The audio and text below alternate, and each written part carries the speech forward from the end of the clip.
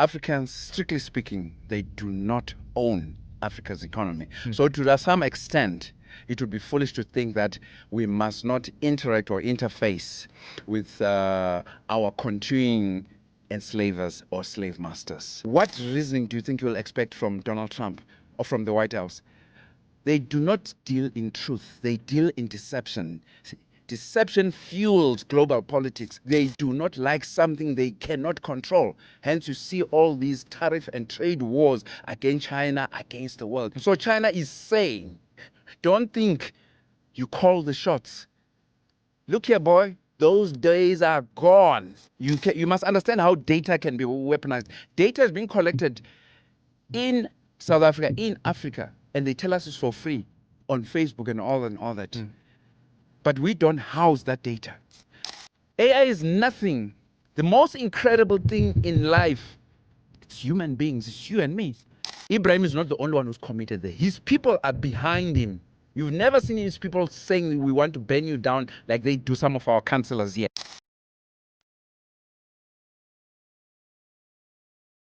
Ladies and gentlemen, welcome to yet another episode of Break It Down podcast. My name is Elvis Mulifimov, and to all the viewers and listeners, I want to emphasize that it's very, very important for you to listen or watch this conversation up until the end in order to avoid missing information, pieces and puzzles that connect to form the central objective of this conversation today. Now, through all the channels, this content will be distributed via.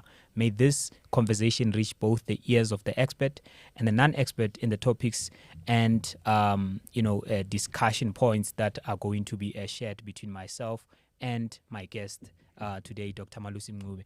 Welcome again to Break It Down podcast. How are you doing? Siyathokoza, thank you very much to all the viewers and listeners. Thank you for welcoming me. I appreciate. Yeah.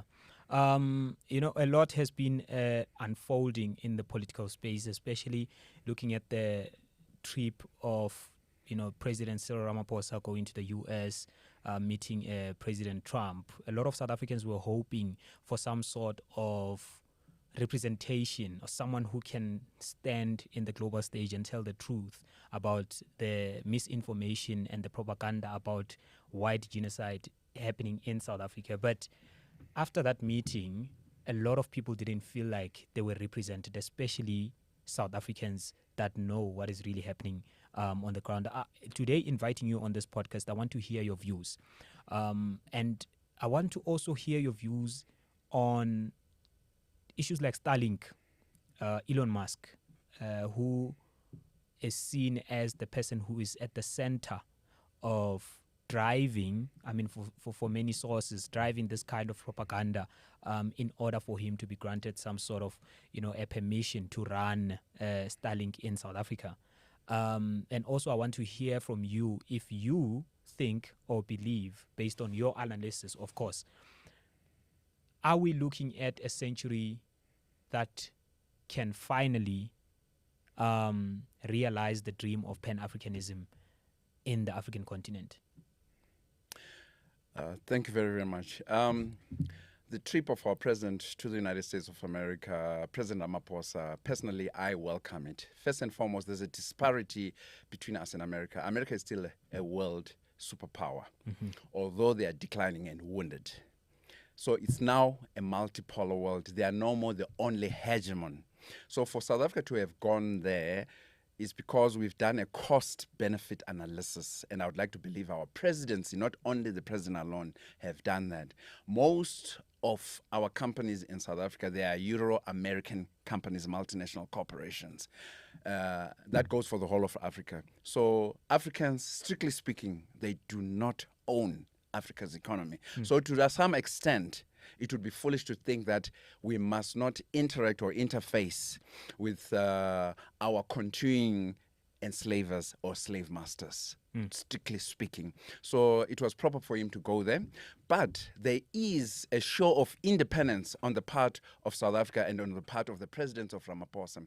Since South Africa was invited to join BRICS in 2011, right, we haven't dropped the ball. They've tried all type of pressures that South Africa must leave BRICS, and we've refused to leave BRICS. So for me, that's big up for our president, who is still a member of BRICS.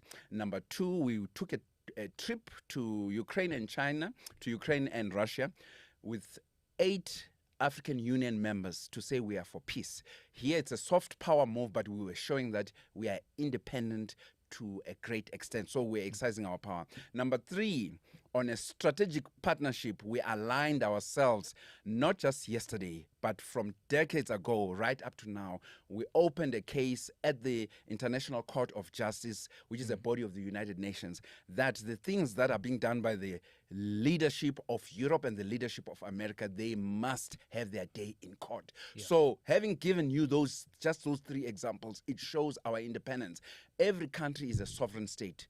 We will not be pushed around. And I think by that maturity was shown by our President Ramaphosa. I did not expect him to go and engage in a shouting match, right? Because there is no way South Africa, as small as it is, and you were in the host's terrain, you're going to be forcing him to do anything and all that. But by the fact that he was there with his presidency and his entourage and to have their side of story, and we don't know what anyway they were engaging in camera, it shows that is a type of leverage and power that we still have. But if people expected a shouting match and all that, for instance, what happened between Trump and Zelensky, I don't think that would have gotten us anywhere. Do you think that prepared him, the Zelensky meeting with Donald Trump in the White House? Do you think him, obviously the rest of the world was watching, do you think that prepared him to say, maybe I need to move strategically when I get there? I don't need to move like, Zelensky, because now I see how Donald Trump reacts when you tend to, speak over him and try to actually, interrupt him. Without going into our president's politics, when I look at the president of Cyril Ramaphosa, obviously he has his mistakes, a lot of them, but he also has his strengths. When I look at Ramaphosa, the way he masters or the way he carries out his presidency, I've never seen him as someone who shoots from the hip. He takes his time, he's very collected, he's cool and collected. And after hearing about something, he engages, whether you like that or not, whether you like his politics or not. So I don't think it's anything new to him what happened. But yes, it's something that he might have studied. I don't think they went there without having studied all the interactions of Trump and obviously the one of Zelensky. So when you look at Ramaphosa, for argument's sake, for me, him and Zuma, they share the same temperament. I look at them as cool leaders. Whether I like their politics or not, it's not what I'm talking about. I'm talking about how they carry themselves. They are not combative. They let reason and persuasion speak for them, whether I agree with those policies or not. But having said that, one must understand that America is a declining empire. There's other kids on the block. There's China, there's North Korea, there's Russia. So America doesn't call the shots. So whatever they did to Libya, they destroyed Libya. Whatever they've done to Iraq, they cannot just do it to China or do it to Russia or Korea. So they move with measurement. So now... but what do you say about the Israel-Palestine issue there? Isn't it the same kind of a thing? Yeah, but with the Israel-Palestine issue, it's now very much constrained because basically genocide is being committed, and I want people to realize this. Remember the statement that was made by Donald Trump, a very racist statement. It's nothing new, right? The white supremacist race, I'm talking about the structure, not white individuals, but the structure from history up to now. It's not new what Donald Trump said, but this is how insensitive and this is how racist his remarks were when he said we'll take over Gaza. The Palestinians must move to Lebanon and Egypt. We'll turn it into a Riviera, build golf courses, build real estate, and even own it. It's on, go and listen to it. It's there. Verbatim, he said that. Now, the question is, how do you say that when all the armaments that are committing genocide, where we opened the case in South Africa, they're coming from the United States of America? So what reasoning do you think you'll expect from Donald Trump or from the White House?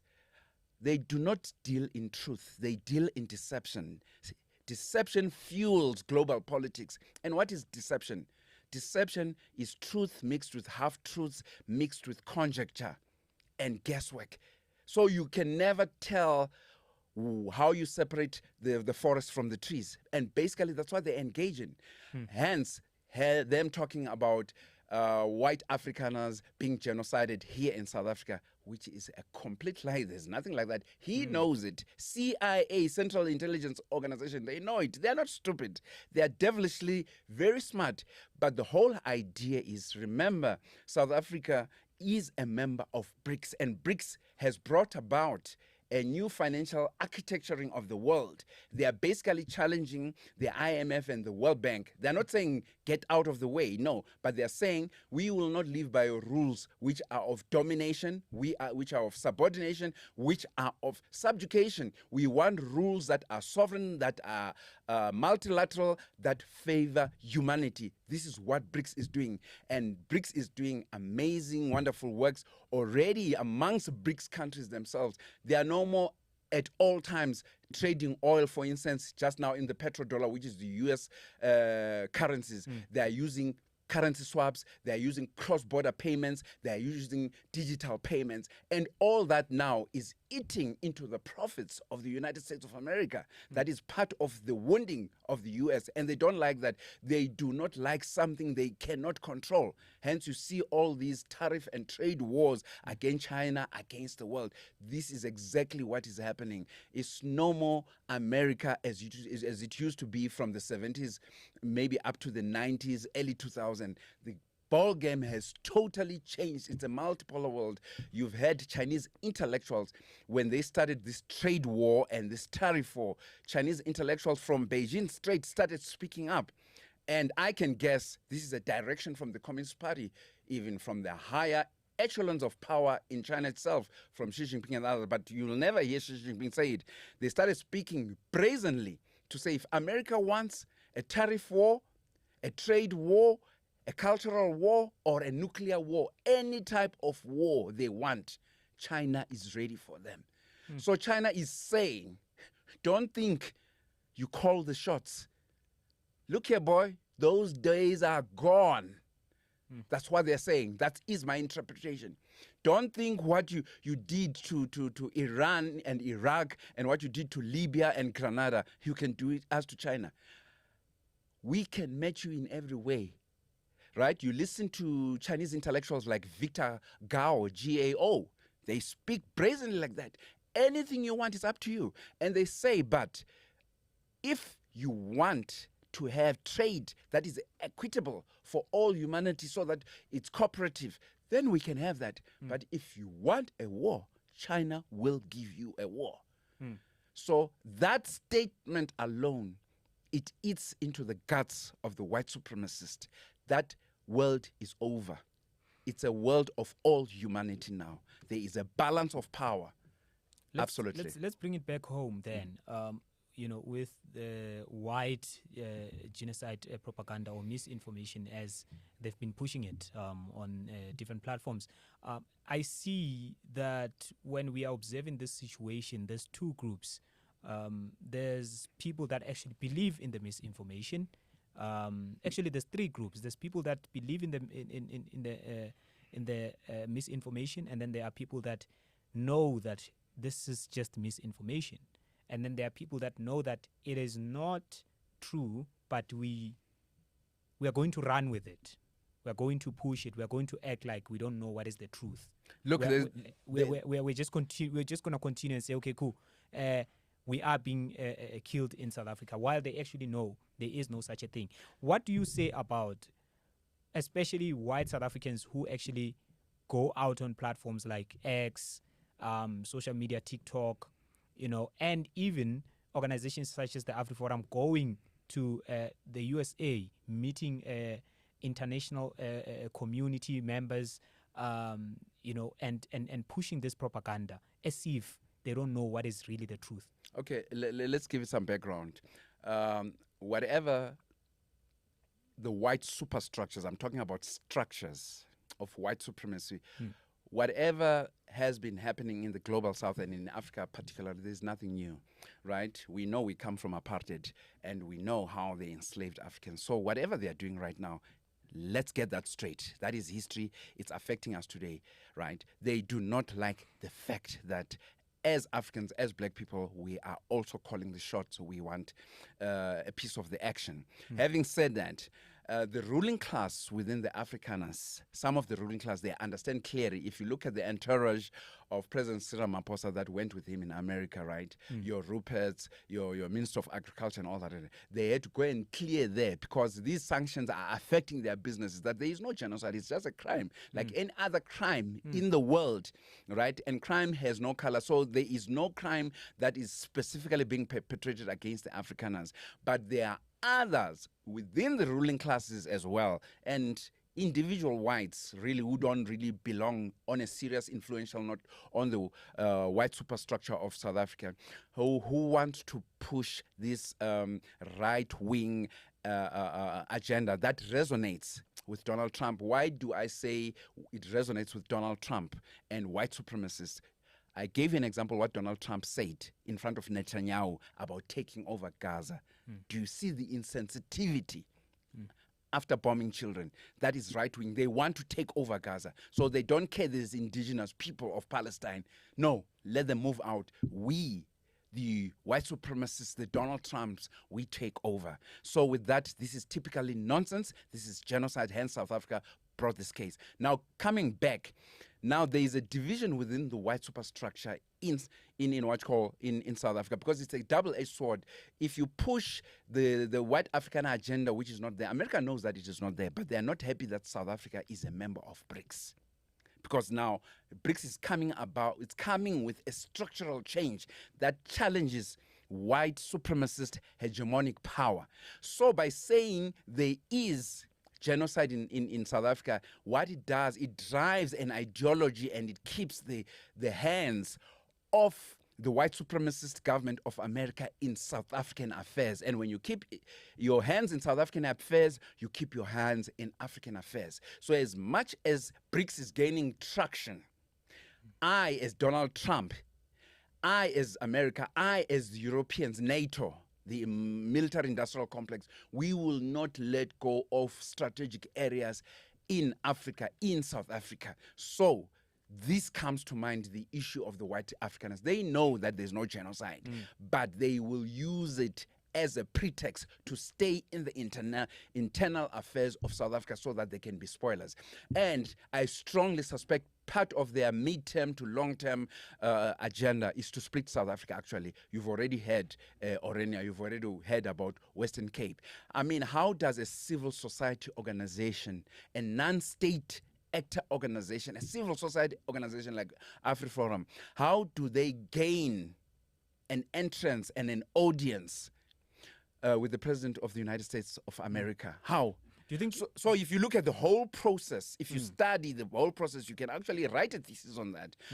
Definitely, it means American intelligence is very busy here in South Africa, interacting with AfriForum, opening doors for them, CIA, to be able to go and talk to people in Congress who are right-wing, to be able to talk to Donald Trump. Because you cannot, from South Africa here, and you have a green light to go and talk to Donald Trump. Donald Trump, any president has to be convinced. He wants to know, who's AfriForum? What do we gain from it? That's how you ask. And I suspect CIA, Western intelligence, was involved right from South Africa here. And I would like to say to our intelligence here in South Africa, we better wake up. We better wake up very, very hard. Allegedly, Elon Musk is also one of the people that have been, I guess, funding the propaganda in one way or another. And that's what many people hold in their head in terms of how they assess the whole situation. Because what does he stand to gain from all of this misinformation and all of that? The whole thing of Starlink, we've seen that after that trip to the United States, the minister decided to ease the restrictions on the regulation of Starlink, or businesses such as Starlink operating in South Africa. Remember the BEE regulation that says, okay, cool, 30% of that business must be owned by the previously disadvantaged group, right, in terms of representation. But now we've seen the minister gazetting that to the public to say they're easing that, and that's after the meeting from the United States. What do you make of that? Let me quickly explain two things I want to quickly define before I go into in-depth with them. Define who is Elon Musk and define his Starlink. First and foremost, Elon Musk as a person, yes, he's a business person and all that, but you must look at his background also, who are his parents and all that. He comes from a right-wing parents, some of them who were Nazi sympathizers. Hence, he made the so-called controversial salute when Donald Trump won the elections, the German Hail Hitler salute, which some people try to play down. He did that, number one. Number two, for Elon Musk to make the type of money he has made, I understand his riches are over more than $500 billion US. Definitely there must be a superstructure, a support structure, a business structure, not only of his making, but people who support him around there in the States. And definitely he gets contracts from the Pentagon. He gets contracts from the military-industrial complex of America, of Europe, hence Starlink. So in my mind, Elon Musk is not just a person capable on his own. Yes, he might be talented, but he has certain faceless power people that represent global white monopoly capital that are behind him. So he's just a poster boy to say. I think there's serious powers who are really, really, really beyond Elon Musk, and he is pushing the agenda he agrees with, but he's pushing also a white supremacist agenda. So let's get that clear. Now, what is Starlink? Starlink is a satellite system that they are fighting the Americans to put in here, right? Remember, practically in Africa, we do not want any American military and their assets. We don't want them anymore, not only in South Africa, but you've heard many of our politicians speak about that. We don't want them in Africa. We don't want. Ibrahim Tore has even kicked the French out. We do not want them. And Africa's youth must listen to this. We don't want them. Now, Starlink basically is the same thing, but now they've digitized it. They've upgraded it, and they've camouflaged it. It's an integrated military Trojan horse, if you like. When they put it there, it's so advanced. They are not the only one who have them. The Chinese have it also, Huawei and others. When they put it here, they can actually bypass our computer systems, our jurisdictions, instead of information. They can know almost 94% to 99% about information of every individual South Africans. The system can pick up who are the most threatening civilians, what are they talking about, their phones, without even the South African government knowing about this. And I'm talking about ICASA that regulates telecommunications here in South Africa. Dr. Malusi, why are you saying that? Let me make it abundantly clear. To begin with, first and foremost, you have your Google, you've got your Amazon, you've got your Facebook, you've got your Apple, you've got your Microsoft.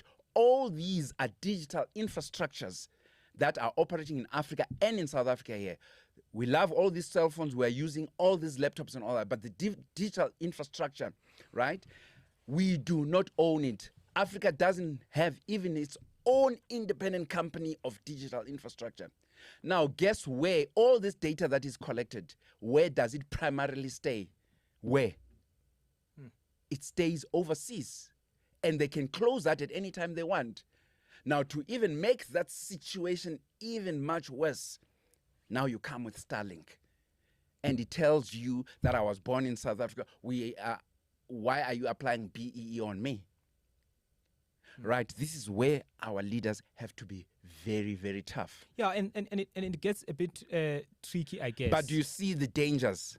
Yeah, because the dangers once you put Starlink, it can collect information on anybody else without our government knowing anything, without our intelligence knowing anything. Are you saying agencies such as ICASA, which is obviously the body that regulates how businesses like that moves, are you saying they are not able to find a way to prevent that for such businesses such as Starlink collecting information and also accessing certain files and Elvis, and systems in our government? Elvis, let me ask you this. If you look at the budget of ICASA, can you compare it with the budget of Google?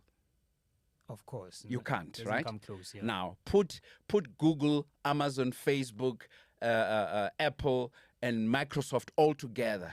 But that's the thing. Wait a all minute. about money? Wait. No, it's not money. Yeah. It's their power.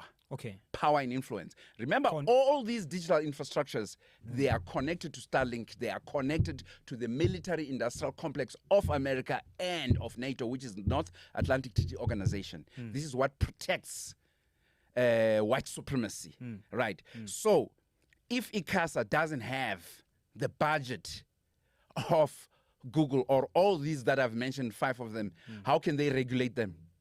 Do you think, seriously speaking, ICASA regulates Google? Do you think, seriously speaking, when even our data, we don't even keep it here, our data? You know where our data is housed? It's housed in Europe and what you call, in the cloud. That's what I mean when I say Europe and America. It's housed in their clouds that they control. And if they want to close it, they can close it anytime. So ICASA, specifically speaking, when it comes to its power vis-a-vis Google, Amazon, Apple, and Microsoft, it has no power. There is nothing we do not until we have ours. So data is being collected. You must understand how data can be weaponized. Data is being collected in South Africa, in Africa, and they tell us it's for free on Facebook and all that. But we don't house that data. We don't have the finance on how to use and not to use that data. What is the best way to go about it, in your opinion? Is to build your own digital infrastructure. So Africa must get together and they must amass those trillions to build their own infrastructure, their own independent infrastructure. Basically, like what Traore is doing. Traore, when he took over, he overhauled structurally the whole of Burkina Faso. He started building refinement of gold himself, uranium and everything. It used to be done in France, and other countries says, no, we'll do everything here ourselves. And everything is now being done in Burkina Faso. Obviously, they'll be partnering, but you partner with people who are transparent and who train your people. There's transference of technology. Everything is transparent. And who did it partner with Traore? With the Iranians, with the Russians, with North Koreans, and with the Chinese. Transparent, total. And the Americans and the French don't like that. They don't like that because uranium is selling per kilogram on the market for years, $245 per kilogram. They were giving Burkina Faso 80 cents per kilogram. Now, do you see the difference between $245 per kilogram and 80 cents? Why Africans were mired in poverty in Burkina Faso, and why our youth must be serious about these things, serious about the cameras we use, about the machines we use, about the laptops we use, and everything we use. This is serious thinking. We must have power of creation, of manufacturing, of everything, power of distribution, power of putting prices on things. This is what it means, and this is what Traore is teaching. Obviously, your life will be on the line, but that's what it takes to be truly, truly liberated African. You must not fear death. You must not fear to be blackmailed. And because right now, the state we're in South Africa, we are subjugated, we are subordinated.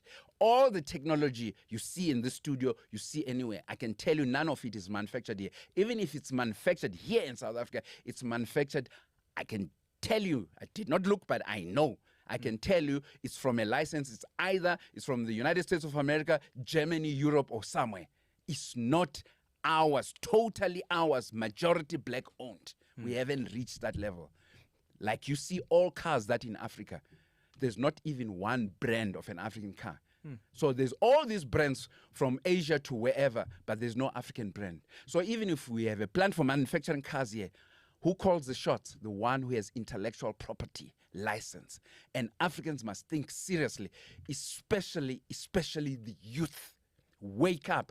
I want to implore the youth of ANC, the youth of EFF, the youth of PAC, the youth of MK, the youth of IFP.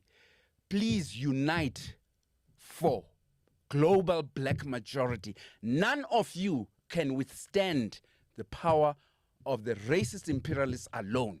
You have to come together. Don't follow the grudges of the old people. You as the youth, work together and be very serious.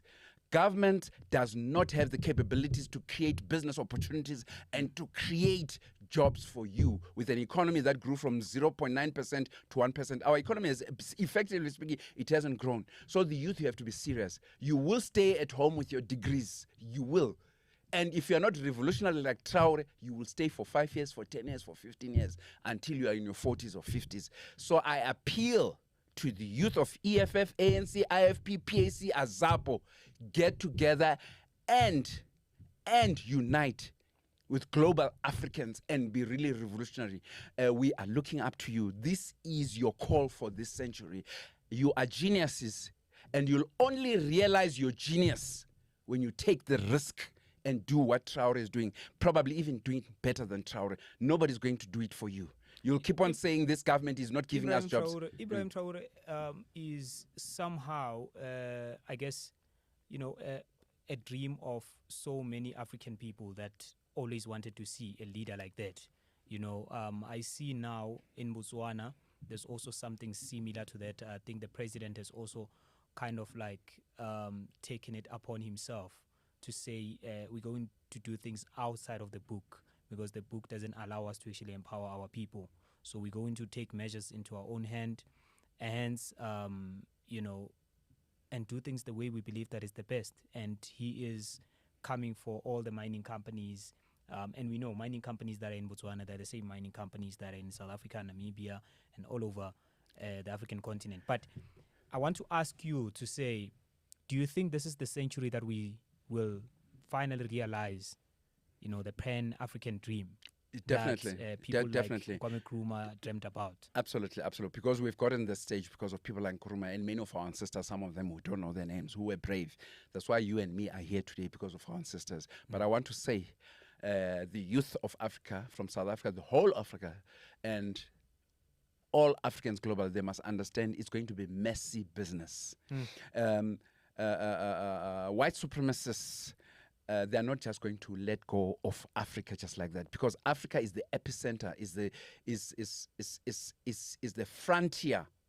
It has always been the frontier of development, of global development. The West is what it is today because they were getting all the resources for nothing. But now we are refusing. Before you continue, are we saying, as the African continent, we want to do away completely with the West, or are we saying we want to be independent enough so that we can have an equal voting power in the table? Look, if you don't fight for who you are and what you are, the West has proved they are racist. They are not going to give it up to you. Please don't forget that there is no agitation that is wrong that I'm talking about. The agitation that I'm talking about is full of love. And you look at the history of the West from the first day they landed their feet on our shores right up to today.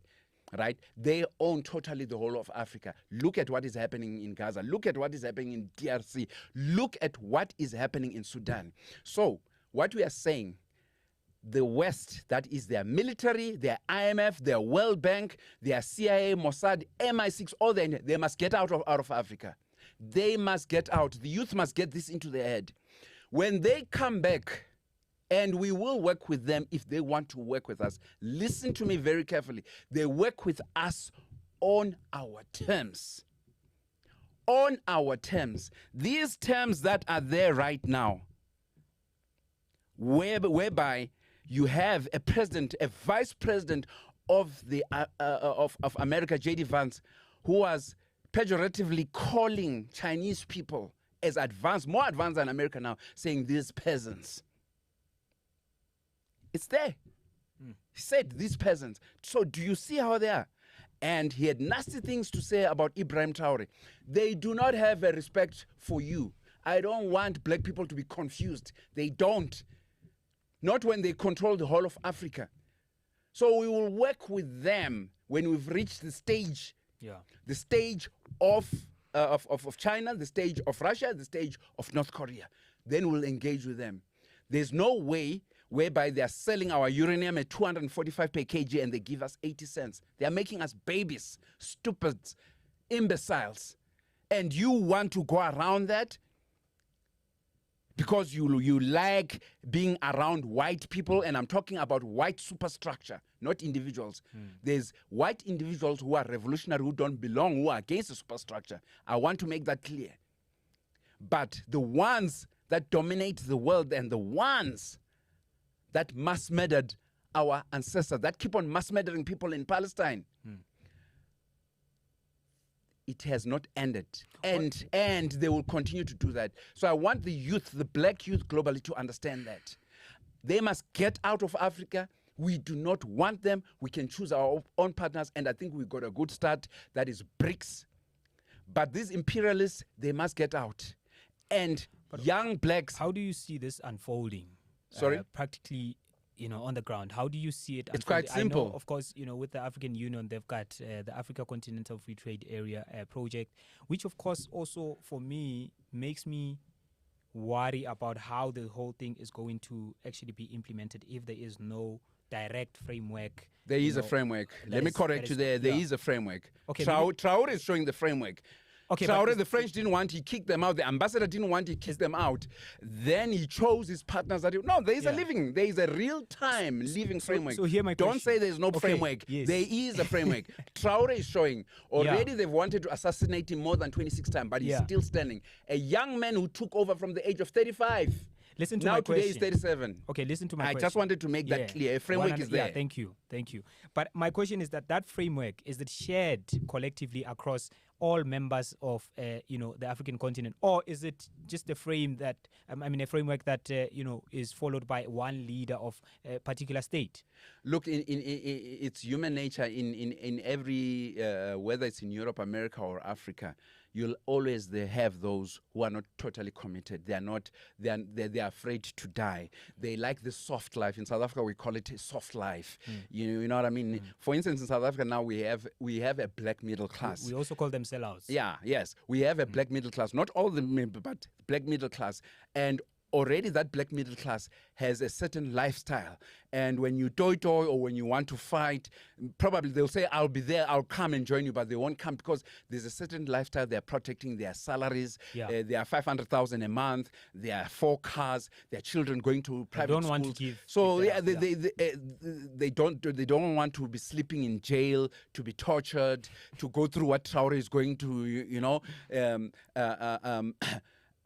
probably they don't even understand why some South Africans can't afford to pay electricity. Some South Africans have not been employed. They cannot afford to pay electricity. For instance, if you take a white executive in South Africa who's earning more than 100 million rands a year, for him to buy electricity is nothing. And take a mother who's earning 2,000 rands and looking after kids, and she still has to pay for electricity. I want to say big up to Namibia. They've just announced that from next year, education from primary school to high school and tertiary is going to be totally free. Totally. If Namibia can do it, why can't South Africa do it?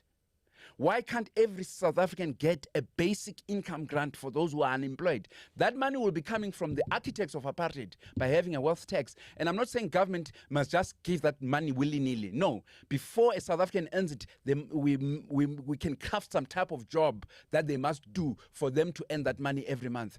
But you have people in South Africa who are billionaires, architects of apartheid. I mean, I'm talking about serious billionaires. They've billions and billions and billions and trillions outside the country.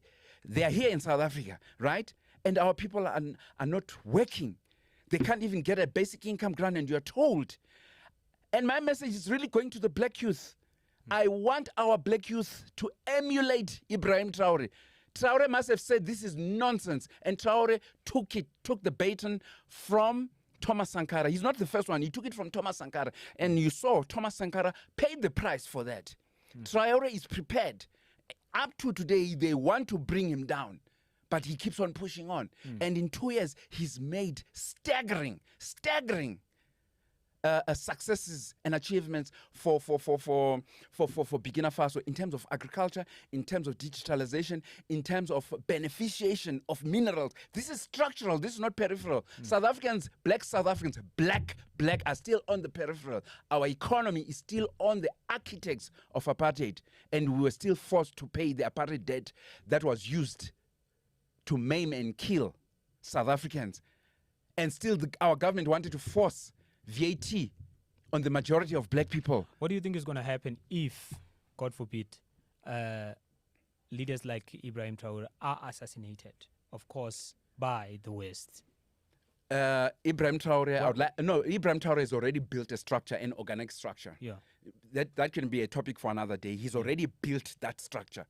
And he's made it a people-centered structure. If they get Traore, someone will take over, just like he took over from Thomas Sankara. But now, Traore has actually managed to entrench that structure. Yeah, right. So you now have people, communities defending Traore. If anything is about to happen, there's faceless people in Burkina Faso that defend Traore, and also those you see and all that. It's a whole structural thing. That's what must be understood. By structure, I'm talking about community policing, community intelligence, every sector of intelligence. Because Traore, when he took over by a coup, he's demonstrated that this money is not for him or for his relatives, it's for the people. That's why in Burkina Faso, we don't want the type of Western type of democracy, which is nonsense. That is used to manipulate black against black. That's why they want a multi-party democracy. And anyway, with a multi-type of party type of politics, you do not get things done. Hence, you were speaking about the president of Botswana. Traore, what he has done by taking off the parliament in Burkina Faso and the military junta taking over. If they decide today we're building this factory, we're calling the Russians, we're doing this, we're building 8 times, it's done. It doesn't go through processes of parliament like it does here in South Africa. So this whole parliamentary process in South Africa, others can argue, scholarly, that it's revolutionary. To me, it's not revolutionary. It's a whole waste of time. Parliamentary process, basically, it builds elites.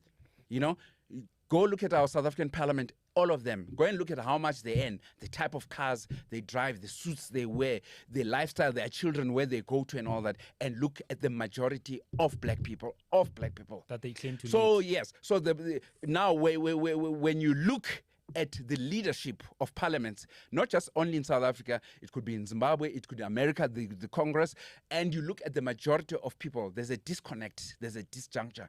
So, Mina, I feel parliamentary process is there to play people and to slow people down and to slow and to kill the revolution. I'm asking you this question because... But Traore showed, and I think I share the same sentiments. He said, nonsense with this whole parliamentary system. Tina, we are committed to the people. Stop it. We'll show people. And he started doing it. And people saw it. This is the leadership that we want. And I think this is the type of leadership that we want. Africans, this whole Western democracy is a waste of time. It's not working here. It's there to operate according to the whims of CIA, Mossad, and MI6. It doesn't serve our purpose. And I want to say that to all Africa's leaders. Please, all of you, emulate what Traore is doing. Probably, maybe for the next 10 or 20 or 50 years, let's suspend parliament and invite Traore, and let's do things directly what the people want. And the youth in all sectors, whether it's student representative council, civil society, and all that, be as serious as people of what you call of Burkina Faso. Work? No, if people are prepared. Yeah. If people are not scared. But if people are scared and you tell them they've taken electricity and you say, let's organize this and that, and they said, I know, man, electricity is coming, it's coming in 2 hours' time. So it's becoming almost a cultural thing, right? If from 94 up to now, the commanding heights of our economy, they are not in black hands. I saw... we must be serious. At one point, I think there was some sort of like a march around different countries. I know in South Africa also there was a march for Ibrahim Traore, if not last month. You know, the question that I was asking you, it came from the fact that a lot of leaders came in the past before. They were very similar to Ibrahim Traore. They were preaching the same philosophy. They were even acting out same kind of, philosophy. Robert Sobukwe, you've got your Steve Biko, you've got your Kwame Nkrumah, who was preaching, we need that collective, identity as the African continent. They got taken out. Muammar Gaddafi, So with the question that I'm bringing to you is that when they were taken out, Africa, the majority of African states and the people, we didn't do anything. We continued doing business with the same people that killed these people. We continued sitting, in the same table with them, and we continued even inviting more of them in the country and in the continent. So when I say, if they take out Ibrahim Tore, what do you think is going to happen? That is my framework when they took of out questioning. When they took out Gaddafi and they took out Thomas Sankara, right? Ibrahim Tore was not known there. Did it stop the rising of Ibrahim Tore? Personally, I know amongst you, the youth, and I'm talking of Africa's global youth in South Africa and all over the world, they are rising. This is not something that's going to be stopped. For those who are going to be puppets and sellouts, yes, they will be there. But what Thomas Sankara started, what Gaddafi started, what Ibrahim Tore is continuing, it's not going to stop. South Africa is sitting on a time bomb. It's only up to a certain extent the parliamentary process is going to hold the pressure in the pot. But that lead is going to explode sooner or later, not even later. It's going to explode because I believe that's what the parliamentary process is all about in South Africa. It's holding that pressure, right? It's very humiliating for black youth who are now educated to be taking this nonsense whereby the country of your birthright, you being indigenous to it, is being run by foreigners, because that's what it is. When you have other leaders telling you, we're making America great again. So, African youth, what are you learning? What are you saying about Africa? What are you saying about South Africa? I'm worried about the fact that there are people that sacrifice their life and put themselves out there, and at the end, they just get killed, and nobody, stands up and say, you know what, you've killed someone who was actually standing up for us. So it worries me to say you are fighting for people that don't appreciate Elvis, you are sacrificing yourself. I said it's going to be messy business. Yeah. Yes. It's just critical mass in time. But you acknowledge that there's a track record of leaders standing up, dying, listen. We didn't do anything about it. Not we didn't do anything about it. Yeah. They are, how did Ibrahim Tore arise? He arose out of terrorism that is perpetrated by AFRICOM in there. He didn't arise when everything is comfortable. No, he made a choice. Hence you hear Ibrahim Tore saying, homeland or death. Homeland or death. So Elvis, I want to let you know, as a youth, you are going to die, my brother, my son. You're going to die. Right? I'm going to die. And maybe many people are going to die. The enslavers are not going to just let Africa off. And you will have those who are afraid to die, those who do not share what I'm saying and what you're saying, who do not share what... there are leaders right now in Africa who don't like what Traore is doing. Black leaders. They're there. Who don't like... Yes, they're there. Like how calm? No. We've got our investments in France, in America. Investments? Our kids are going to... Yes, our kids are going... Who are you, man? Do you think you can change the world? They're leaders who don't like what Traore is doing. And Traore knows them. Even when they invite him to the African countries, when they invite him, he doesn't go there. He tells them, no, I'm busy, I can't come. I'm busy with my people right now. But listen to when he speaks about Africa. So, many Africans are going to die, even youth. Many of you are going to die. Because this we are not going to escape. It's inescapable. But this is where your geniusness is going to come out. When one day you're going to learn to be brave. And when you know to take responsibility of your life as the youth, it's not about swag. There's no swag here. It's about being real. And the geniusness of your ancestors coming out. Because all of you are geniuses. Even if you think you're nothing. But when you are faced with that situation, this is when our people will have a Traore moment, a Thomas Sankara moment, a Chris Hani moment, a Steve Biko moment. All of you youth, it is coming. You will be challenged to that. Yeah, because when you have an economy grow at 0.9%, there is no way it can create jobs even small businesses for what you call. Yeah. How long can you keep on coming here to record here? And you can't buy a house for yourself, even build a house, a serious house for yourself? How long? Do you see yourself being here for the next 20 years? Earning a pittance? It cannot be. So it will not be given to you. It will not be given to you. Yeah. True men who believe in their indigenous ancestry, you take what is yours. You take, Elvis, what is yours. You die for what is yours. If the youth are afraid today, not all of them, Traore is a youth, he's only 37. If they are afraid today, there is winds that are coming to challenge the youth. And you will see the genius of the African youth. You saw them in Kenya. That was just the beginning. A whole lot of things are going to, where your life will be challenged. And you will see the bravery of the youth and the geniusness of the youth. Let me get something from you, right? Yeah, we're still on Ibrahim Tore. I was looking at his birth date. Right, yeah. Came a couple of months after the assassination of Thomas Sankara. Right, yeah. You as a person, I'm asking you as an individual. Right, yeah. Right? Not from an academic standpoint. Right, just yeah. you as an individual. Right, yeah.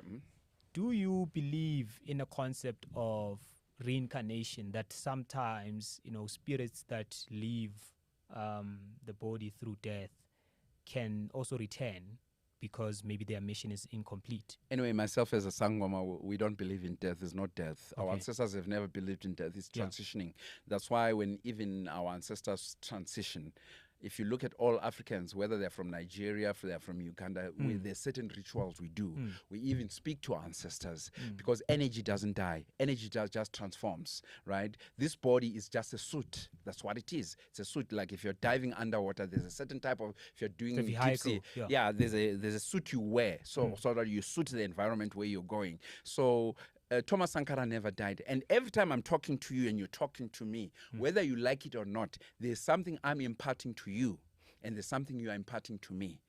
And it stays in my mind. It stays in my conscious and my subconscious mind. So that is spirit. So once you've heard of the works of Thomas Sankara, I don't have to wait for him to transition, right? You've heard me speak of Malcolm X today. You've heard me speak of Krisani. Why am I calling those names? You've heard me speak of Julius Nyerere, Che Guevara. Why am I speaking of them, right? Because these are people who are imparting knowledge for those who want to hear. That is the spirit.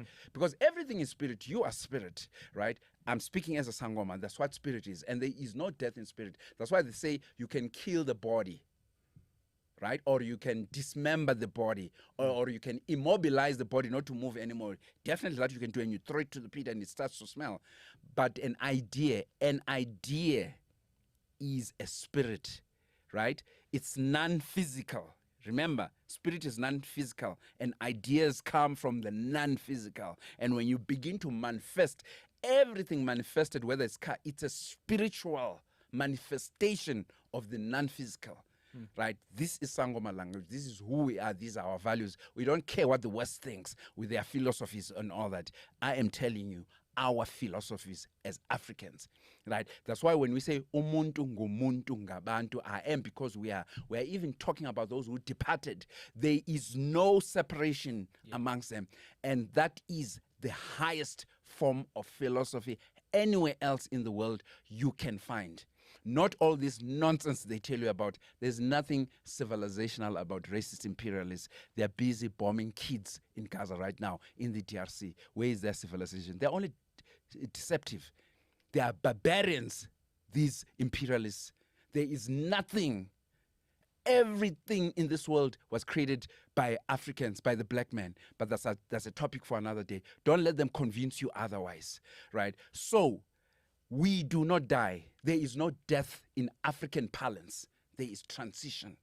Hence, even up to today, hence we're trying to teach our youth, even some of our youth know it right now, that us and our ancestors, they are us, we are them.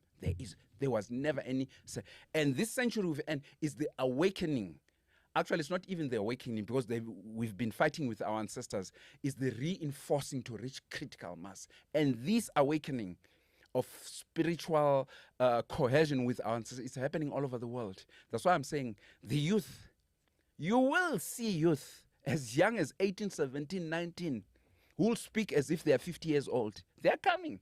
I'm speaking as a Sangoma now. You said I must speak as a scholar. You will hear them.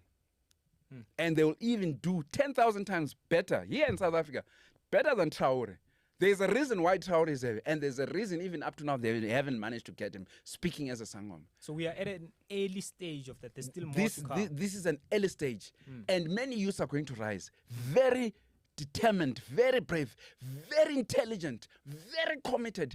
They will shock people here in South Africa and all over Africa and all over the world. They will, and they are busy rising. They are actually amongst us. And our enemy knows that from a spiritual point of view. They know it. Hence, they're trying to stop it, and it cannot be stopped. And in African culture, as Africans, umuntu ngumuntu ngabantu, when you shed the blood of the innocent, you come, I know it's being politically, you come as a politician, president of South Africa, president, and say, oh, let's have peace. And there's nothing wrong with let's have spiritually, it's not like that. Spiritually. When you shed the blood of the innocent, of our mothers and of our fathers, the same must come to you, spiritually speaking. There is no government, either of Mandela, or Thabo Mbeki, or Jacob Zuma, or Arema, that can stop that process.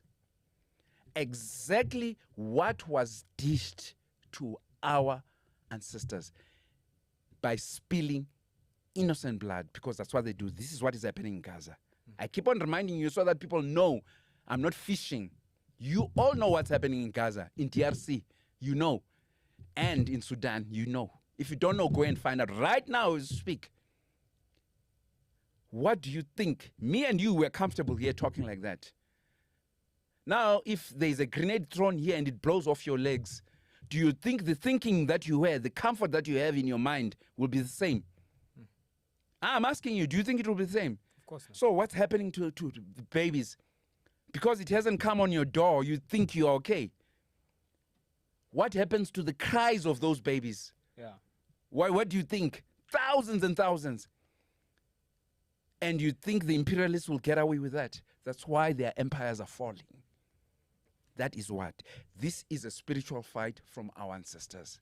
I'm speaking again spiritually, as you asked me. I can speak scholarly, because when you speak scholarly and academically, you must have it. But since you allowed me to, this is what I'm saying. There is no power from President Ramaphosa or any president of Africa or in the world who can take away the law of for every action, there's an equal reaction. Whatever they did, all of it to ancestors, to our innocent ancestors, it's coming to them. And their empires that was built on the blood of our ancestors.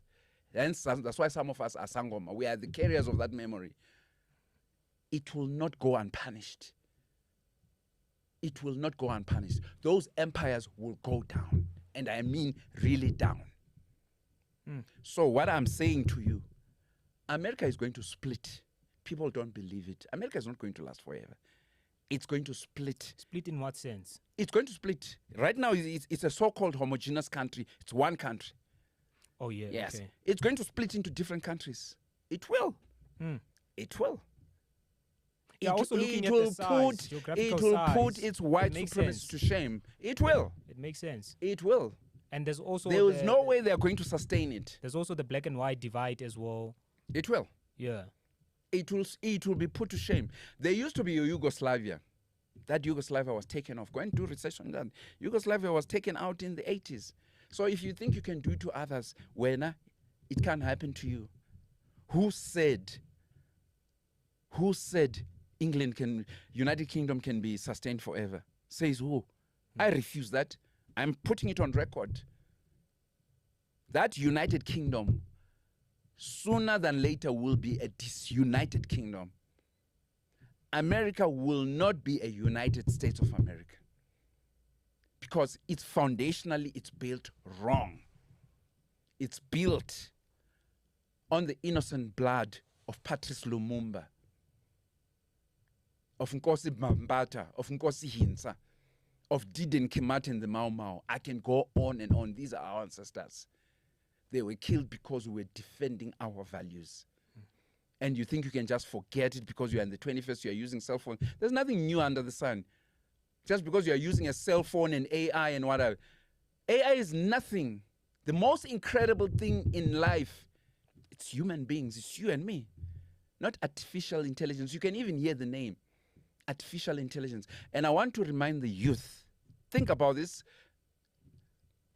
Don't embrace technology to the extent that it stops your thinking power.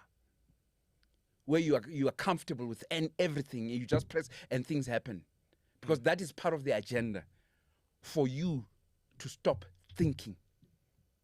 Because part of what makes us Africans and as human beings to have values is to be able to critically think.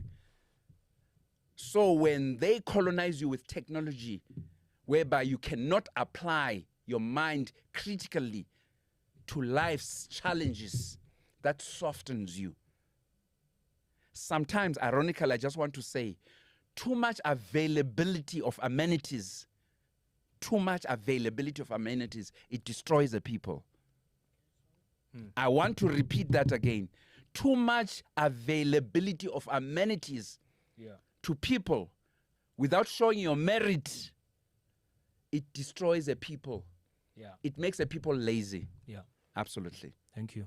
Yeah, I think, what you're saying about having too many options might not necessarily be a good thing for you. What is your view when you look at AI and where Africa is going? Do you see us as the continent that will embrace artificial intelligence positively, or do you see AI as becoming one of the most destructive tools and, technology ever revealed to us? I want to say to all Africans global and all humanity, there's nothing new under the sun. I will repeat, there is nothing new. Remember, I told you, these imperialists, they're deceptive. They appropriate and steal things and present them to you as if they're new, as if it's their brainchild. There's nothing new about artificial intelligence. And they cannot be artificial intelligence. As the name implies itself, artificial. Artificial intelligence cannot create out of nothing. Cannot create out of nothing. It creates from something. It means it's programmed. Are we creating from nothing as human beings? No, we've never created from nothing. Okay. This is what I'm saying. And this is the mystery of life. Things are unknown to us. Artificial intelligence basically appropriates and programs things. Artificial intelligence basically means making machines or machinery to think as human beings, right? Now, probably they can make it think faster or write faster. But faster doesn't mean you are smarter than me, if you know what I mean. Yes. There are many people in life. Some people are as slow as the tortoise. Some people are as fast as the rabbit. Some people are as good boxers as Mike Tyson. You are not as good as boxer as Mike Tyson, so am I. How do you know? Okay, fine. You're correct. But you have a quality of life I have, Mike Tyson has. Right. So don't let speed of AI fool you. And I'm not saying let's not use artificial intelligence, but when we use it and when you pick it up as leaders to say, okay, we are going to go with that contract and that contract. I'll give you an example. Do I displace 50,000 employed people, African people, who look after their families? Do I displace them and put them on forced retrenchment and put AI robots, which are so amazing, and be left with 5 computer programmers to program those robots, and 45,000 people are gone? Now, cost-benefit analysis will tell me I'm going to have a rising crime rate. Probably our families are going to break down because our people are not working anymore, etc. So when you apply that intelligent analysis, why would you, in a certain sector, why would I put robots, for instance, to be picking up bins every week? I bring robots and say, look, human beings, come and pick up dirt and rubbish in Soweto every week. And this truck was employing 10 people, but now I can actually have robots, 45,000 robots, pick up rubbish every day, every minute and all that. Yes, it will look clean, but there's something that will not look clean. Our people being unemployed and social ills going up because people are unemployed, and social coercion, human values going away, because now we are being forced to interact with humanoids who don't have a feeling like us. Remember, they are programmed. If they say you cannot enter this place, no, sorry, I forgot my access card, please, and please, can you step aside? Otherwise, I'll call security to come and it cannot negotiate with you, even though it realizes it knows, because it's not human, right? So I've displaced 45,000 people. They are no more employed. So do you prefer that type of technology? I would, after I sit down with my presidential team, okay, when we analyze, no, would rather maybe have that technology. I'm giving an example. In the military, for instance, in certain aspects of the military, right? Weaponize it in the military. But when it comes to civilian life and to bringing up of families, children, wives, children, families, and all that, we don't need it. Let people work. Let people pick up dirt. You know, if we are going to be having harvesting machines for plowing and all that, probably let's not have 5 in a farm. Probably let's have 1 and let the rest of the people do work. You are employing people. Because people need to work. People must move, must work, must engage and all that. So when we put it and when we plant it, it doesn't mean just because technology is there, we are superior to technology, right? It means when we put it there, we must put it there judiciously, not like stupid people, not like programmed machine. We can say, oh, fine, we like it, it's doing it faster there. But I think we need it there. But we need to maintain our community. We are Africans. We've got certain things that we are doing. Then let people, mothers, be there to do this, because people need to interact and all that. Because Elvis, at the end of the day, we need to exercise our being, who we are, our values, our laughter, marrying our women, having our children, playing around, or your children coming to tell you, Daddy, I've just made this, Daddy, I'm working there, I'm all that. The next thing, we're going to be taking off our Bafana team and replacing it with robots to go and play soccer. Is that what you want? Or you want real human beings to play soccer? No, of course, that won't be entertaining. It won't be entertaining. Yeah. So there's certain aspects where we must retain who being human, but there's certain aspects also where we can use that technology. So the ruling class of the world, the oligarchs, want to force us. You must. That's why they want to automate all industry where they make cars, whatever. It's faster. No, faster doesn't mean it's beneficial. But isn't it the whole plan to say, okay, cool, if we've taken you out of work or taken 50 people out of work, and then you take that and look at it from a, I guess, global perspective to say if majority of the people are out of work and machinery is now doing the work, then the government will just issue universal kind of living grants to the people so that they can have time to spend with their family, do other things that are very important to them, but they will still receive some sort of a universal grant from the government or from even these corporations through taxation and whatsoever model that the government issues out. So if everything is full of robots and all that, right? And you are no more competitive to show your merit in every sector of the economy, because I've been putting forward to you to apply technology judiciously, selectively, okay? You are asking me in terms of government, it's a blanket system, and we go according to the promises of the government. Now, let's look at history right up to now. Yeah. What makes Donald Trump to be a multi-billionaire, whereas another American is sleeping in the street, a mother is sleeping in a shelter house every day, cannot even afford to put food on the table? What brings that about? What makes a South African private sector earn 100 million rands a year, a government official to earn 500,000 rands a month, and a young master's student has not been getting a job for the past 5 years.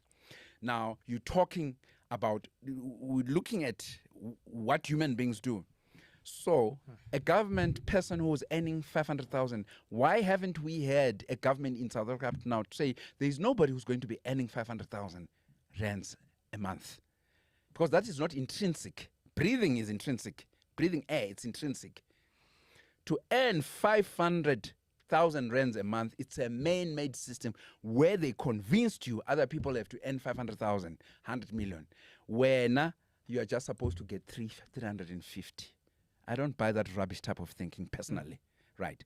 So, going ahead with that human thinking, now you tell that person who's earning 500,000 a month to say, hey, you are going to be getting 350, so that every South African gets 350.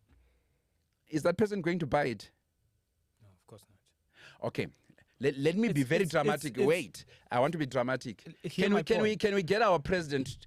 Can we get President Ramaphosa, President Zuma, President Thabo Mbeki, President Mandela, if you are still alive, all of them? The very 350 that President Ramaphosa put across, we start with them, and 350, so that every South African ends. We start from there. That becomes our baseline departure. Then equally, we go up. We upgrade everyone slowly. Ramaphosa, same as me, same as you. From 350, if we go to 500, everybody goes to 500. This is what you're speaking about, so that everybody will be getting an income grant. But listen, they will not allow that. You are a global political economist. So right, yes. If the world worked that way, yeah, do you think that is a practical way to grow the economy of the country? Since the economy started to grow, I'm asking you, especially since the imperialists came to Africa and where they are in America, since it started to grow, the economy, has it grown for the very few, or has it grown for the majority of humanity? I'm asking you. It's for the minority. It's always for the minority. Yeah. The oligarchs. Yeah. Yeah. The oligarchs don't believe in the majority. That's why they call you a mass. Once you become a mass, they mean you can't think. You are expendable to be used. You are nothing. That's why they can bomb you and kill you. So you don't believe in a universal principle of hierarchy? It can be there, but it must be a proportional hierarchy that is transparent, open to everyone. Right now, if I say me and you, listen, if I say me and you, we must go and sit at the Reserve Bank. And I can motivate why we must sit at the Reserve Bank, all of us here, and come up with training procedures why. And many South Africans who are not working, who are smart economists and whatever, to sit there. Do you know how our government will fight tooth and nail for us not to sit there? Why? Because they don't want us to know what is going in there. Because I know what is going in there. The Reserve Bank doesn't represent the interests of the majority of black majority South Africans. It doesn't. It represents the interests of white global monopoly capital. Hence, even the foreign reserves that they have, that they must hold strategically, is the US reserve dollar currency. The problem starts there. And whenever they say one of the prime functions of the Reserve Bank is price stability to suit whose assets? To suit who? To suit the assets of the architects of apartheid. The white people who benefit from us. That's what they mean, price stability. Meaning that you must control inflation so that it does not erode their riches. I hope you follow what I'm saying. It does not erode. Then what happens to you who's staying in Mkuku, who's never held a job and you've got a degree? Or you're just always doing internships? The Reserve Bank doesn't care about you. When they speak about fiscal and monetary policy, and specifically I'll speak about monetary policy that the Reserve Bank uses to control the price value of money, to raise interest rates and to bring interest rates down. They do it when they take most of their advice from the commercial banks and from the multinational corporations, which you do not have access to. You don't. Hence, again, I'm telling you, they do not have the black majorities people at heart. They have an interest by just giving you 350. And anybody who gives you 350, they are snubbing you. They are telling you are nothing. And I'm telling you this, I'm telling this to the black youth of South Africa and Africa. Yeah. Yes. So if you want to be somebody, you must emulate Thomas Sankara, you must emulate Chris Hani, you must emulate Steve Biko, you must emulate Ibrahim Tore. The framework, I'm telling you, that is there. If you are doing anything less and you are not emulating Ibrahim Tore, you are playing games.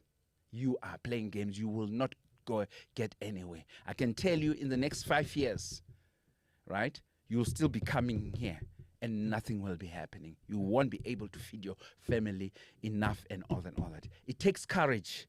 It takes being unafraid to die, to be who really you are, and to run your own house. And Africa is our house. And these imperialists, I have named them, they must get out of Africa. They must get out of Africa. They must get out. The youth must know that. And who are they? America's military forces here, Europe's military forces, they must get out. The IMF, International Monetary Bank, the World Bank, they must get out. We do not want them there. They are spies, Central Intelligence Agency, they must get out. We do not want them here. The day they come here, and the person who taught us how to chase them out is Ibrahim Tore. The French ambassador was even locked up there in the embassy, refusing to come, saying, I don't recognize Burkina Faso is not a democratic state. And Ibrahim Traore said, who are you to tell us that? We are in power now. You must. And he finally got out. They got him out. So if youth want to know how it's done, they mustn't say there was no example.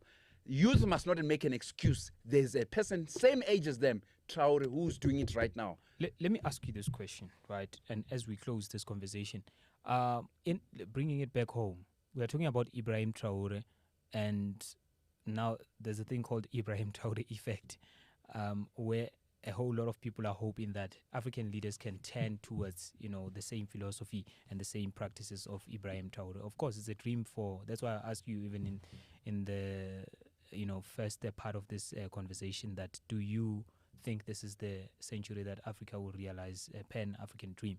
But the question that I have for you, bringing it back home, who do you think that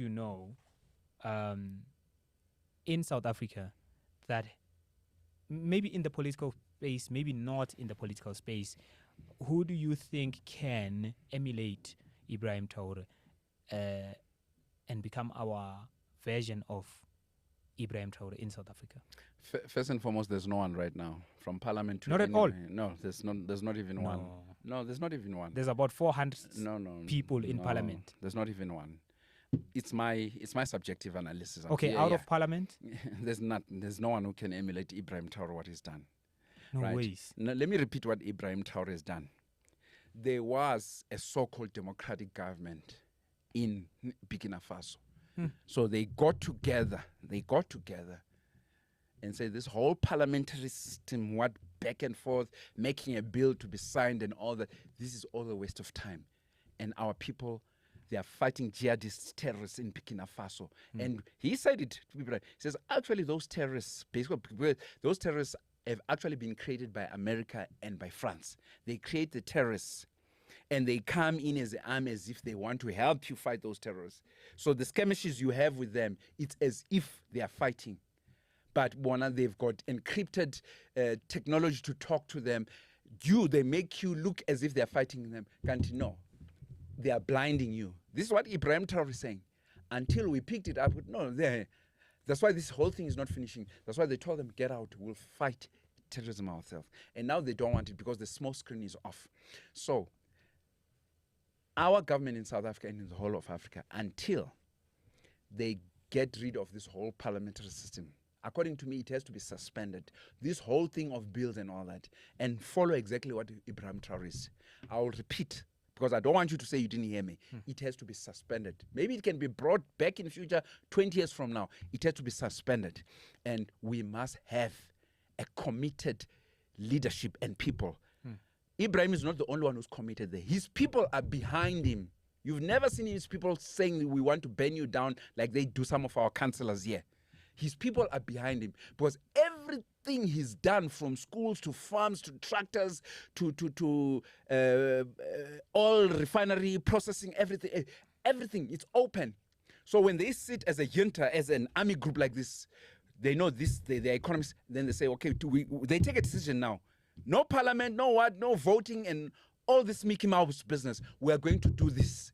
And they do it. Guess who else is doing it? The Americans and the Israelis. We are going to take over what? Gaza. Right? They talk amongst themselves. ICJ, what? Wait, yes, they talk. Care. Yeah, ICJ, they don't care. Yeah. And they do it. Only when they fully, if they succeed in taking over Gaza, when they've destroyed and they've taken it over, they will come with rules. Hey, you must follow the rule of law. You must... to follow whose rule of law on whose land? So this whole parliamentary process, according to me, yes, others can argue it's a terrain. It's a terrain of struggle. But I want to argue, as much as some of our leaders in South Africa and the whole of Africa, they might have the memory of what it means to, but they don't live the harsh realities on a daily life. Right? They don't. They get good salaries, good benefits, good amenities. So no one in South Africa? Who? In parliament? Who's living the life, who goes and sleeps back in the Mukoko? Julius Malema? No, who sleeps back in the Mukoko? Who sleeps in Mukoko? I don't want to mention, I don't want to mention people's name, but I want to say to you, give me one parliamentarian in South Africa who goes and sleeps in the Mukoko. Who? I don't know anyone, of course. Who catches public transport every day? No one. Who? To go to parliament? Who does? Even to the local legislature? Who catches public transport? Gayton McKenzie once said he's going to give his salary to the people or something like that. No. I'm talking about a whole lifestyle. You must be invested spiritually every day to identify with your people. That's how. That's why the Christians, they slept in the rains, they were there. He knows the pain of the people. And of course, some of our leaders know it, but it's now a memory. When you expose yourself like that, then you stand a chance to be killed, like Chris Hani. You can be killed anywhere. Me and you, I can die here. You don't necessarily have to be killed. Death itself will kill you. How about if I collapse after here? That's what you must know. You die anytime. Nobody's guaranteed. There's no guarantees in life. That's why we must speak up. Who knows after I've said what I've said, I'm going to lose my job? It can happen. And when you think your job is safe, and tomorrow, only to be discovered that you've got leukemia, you've got cancer. Somebody has to sacrifice. And that critical mass, as I keep on telling you, it's rising. Because some of our leaders in life in Africa, they might think they are being revolutionary. Probably they are. I'm not there to judge them, but I'm there to give my subjective thinking. But whatever they are doing like this, what I'm seeing now, I'm speaking spiritual logic, something is going to throw upside down the table, the youth. They think it's not coming. They think they are controlling the leaders of Africa. Some of them by being harsh, beating up youth, locking them up. But it's slowly galvanizing. So with all their contracts and their lifestyles and all that, some of them will, and I'm talking about the whole of Africa. And it's also going to happen in America and all that. Hence I said the country is going to split. All that predictable lifestyle that, hey, this one is the president of America, is the president of what, he's got boy, they will run into hiding. Because people will have stood up, and people don't believe it is going to happen, especially here in Africa. So this whole charade thing of speaking in parliament and saying, hey, we're the people, and I'm not saying what they're saying is wrong. But me, personally, I don't just listen to what you say. I watch your daily actions, your lifestyle. Lifestyle, my man, lifestyle. And when I look at your lifestyle, I mean the whole lot of you, the whole of Africa, if I look at your lifestyle, not one day or 1 week, your lifestyle is very contradictory to what a revolutionary must be, with the black majority people suffering. Only until we have a good number of our leaders in Africa sleeping in mkukus, where most of our people are in abject poverty, then we know. But as long as they're driving the best cars, they're driving the same cars as Donald Trump, they're living in the same styled house and Donald Trump, they've got investments overseas, this and that, and they've got all these titles. Yes, they can talk revolutionary, they can talk left, that is revolutionary, but when I look how they walk, they're walking right. So, hey, For me, they can fool 16-year-olds and 15-year-olds, but they cannot fool me. Mina, I watch both your action and I don't think there's anyone in our parliament who emulates Ibrahim Tore. I don't think. All right. Not one. Ladies and gentlemen, thank you so much for watching up until here. And if you are finding this conversation for the very first time, I've got 3 more interviews that I did with Dr. Malusi Mncube. You can check it on our channel here. And if, of course, you are not a subscribed member of this channel, I wish for you to actually take this time to subscribe. And we've got membership packs as well. We've got private content that we do for our members. We are growing that. We recently just launched it. Please join the membership groups. And as well as, check us out every Monday. We have Break It Down Mondays where I'm joined by 2 other co-hosts where we dissect and break down, current affairs, breaking news, what is happening in the media landscape as it unfolds. My name is Elvis Mulifimov, and Dr. Malusi Mncube, thank you so much for making it here. I'd like also to thank the viewers and listeners, and to the youth of South Africa and Africa and globally. You are on your own. The economy is not growing. It's being artificially strangled with the tariff and trade wars. They are the only ones. Us, the elders, are not going to do anything for you. You are on your own. Yeah. So if you want to stay where you are and you think you're comfortable with that swag, you will rot there. But I have belief in you. Rise up. You are the new leadership of this century. It's going to get messy, very messy, very. And a lot of lives are going to be lost globally. But I know your geniusness will awaken. And with that, I would like to thank you. And I would also like to say, follow me on my Oh, yes. Dr. Malusi Mncube has just launched his YouTube channel as well. Yes, you can follow me on my website. Yeah. Please, I would really appreciate your support. I'll just say it quickly, www.malusimncube, MALUSIMNCUBE.com. Please follow me there. I'll repeat, www.malusimncube, one word, .com. Thank you very much. Africa, Maibuya. Africans globally unite. Homeland or death. Thank you so much. And that's a wrap. I'll see you on the next one.